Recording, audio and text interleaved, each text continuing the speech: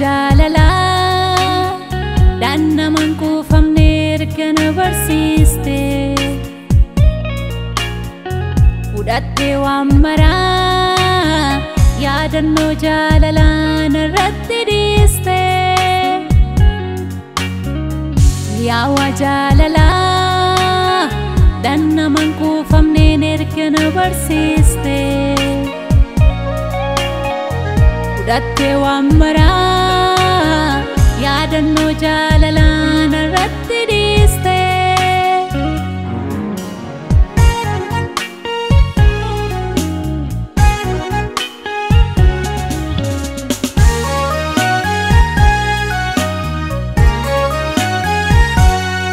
anguyyuu si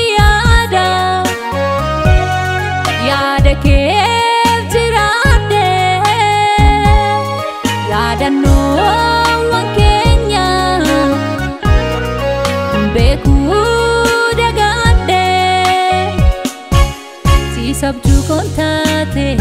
dammakus yaada kee yaade taan araada eebuu jaalala kee teessoo kee nan geessu xayyaarri jaalala yaadulleen dandeenye yaanni koo siinala siif miidhamuu waan hin oolle daftee dhufuu yoo barfatte waadaa qabnaa kan jaalala yaadattaaree moo dagatte siif miidhamuu waan hin oolle daftee dhufuu yoo barfatte waadaa qabnaa kan jaalala yaadattaaree moo dagatte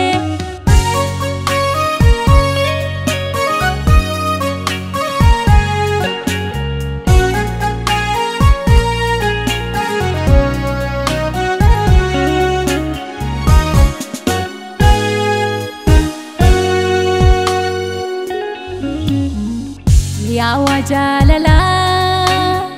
daannaman kuufamne erga na barsiiste fudhattee waan maraa yaadannoo jaalala narratti dhiiste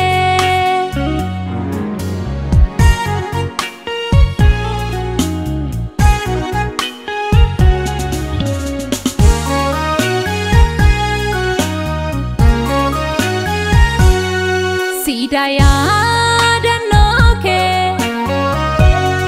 keessa kootti jaaree addunyaa maraarra yaada keetiin jooree siifan yaadan joora dhimma biraan qabu